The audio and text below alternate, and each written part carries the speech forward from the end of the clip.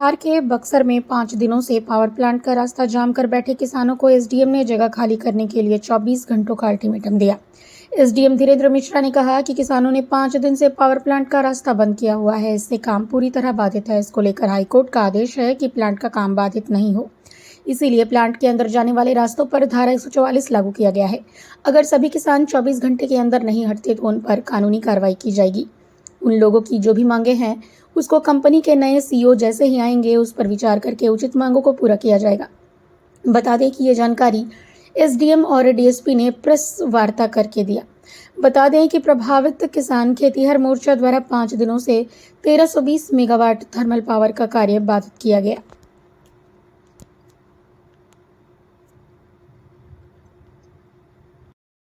CEO का स्थानांतरण है।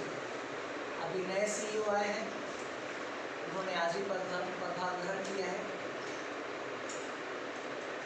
पिछले 5-6 दिनों से सभी जो प्रदर्शनकारी हैं वो मुख्य द्वार पे बैठे हुए हैं और काम पूरी तरह से बाधित है। 11 तारीख से संपूर्ण चक्का जाम का आह्वान किया गया है। उसके पहले 9 तारीख से ही काम बाधित है, यानी आज करीब 6 दिन काम बंद होने का कि हम लोगों ने आग्रह किया है, आप लोगों के माध्यम से पुनः आग्रह कर रहे हैं कि किसानों की जो मांगे हैं, जो जायज़ मांगे हैं, उनके प्रति हम लोग भी संवेदनशील हैं, गंभीर हैं और लगातार प्रयास कर रहे हैं। आप लोगों ने भी देखा होगा, बातचीत के कई दौर हुए हैं, हम लोग भी अभी भी लगातार प्रयासरत हैं।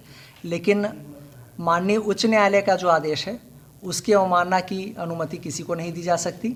5 दिनों से प्लांट में कार्य पूरी तरह से बाधित है और मोर्चा के लोगों ने खुद अपने लेटर हेड पे लिख के ये स्वीकार किया है। एक तरह से उन्होंने आह्वान दिया है कि हम लोग पूरी तरह से चक्का जाम कर रहे हैं प्लांट का। ये एक तरह से स्वीकारोक्ति है कि वो कोर्ट के आदेश के, माननीय उच्च न्यायालय के आदेश की अवमानना कर रहे हैं। बीच में जो गति धीमी हुई थी बातचीत की, वो इसलिए कि अचानक सीईओ का स्थानांतरण हो गया।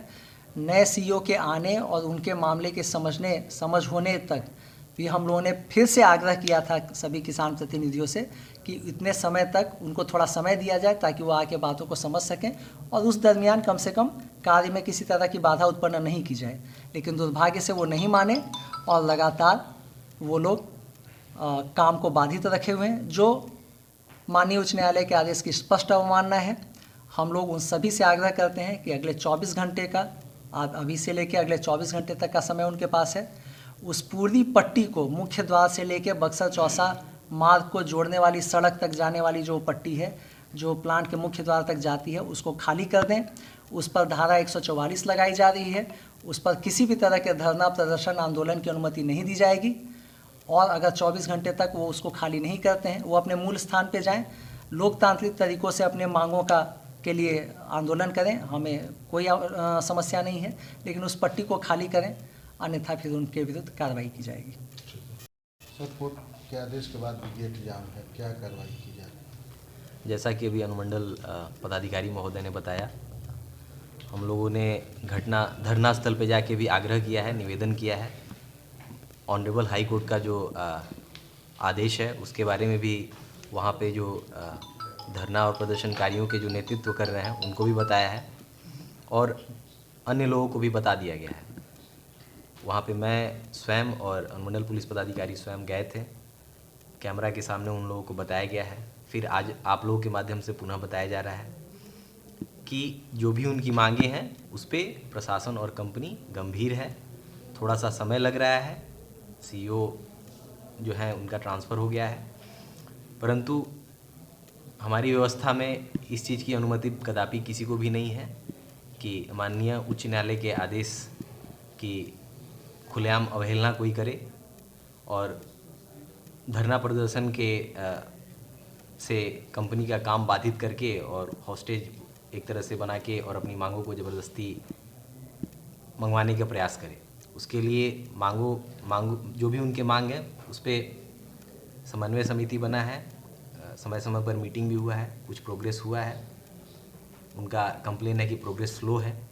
उस पर हम लोगों ने कल भी बात हुई थी कि पुनः अगर वो चाहते हैं तो कमेटी का गठन कर दिया जाएगा। उसमें एक नियत समय पे समयबद्ध तरीके से मीटिंग होगी, उस पर क्या कार्रवाई हुई वो उनको बताया जाएगा, क्यों कार्रवाई नहीं हो पा रही है वो भी उसमें चर्चा होगी। परंतु फिर भी वो मुख्य गेट को बाधित किए हुए हैं। जैसा कि एसडीएम सर ने बताया कि वहाँ पे 144 सीआरपीसी की धारा इन्वोक की जा रही है और जो लोग भी 24 घंटे के अंदर में वहाँ से अगर डिस्पर्स नहीं होते हैं तो फिर उनके विरुद्ध जो भी कानूनी कार्रवाई है वो की जाएगी।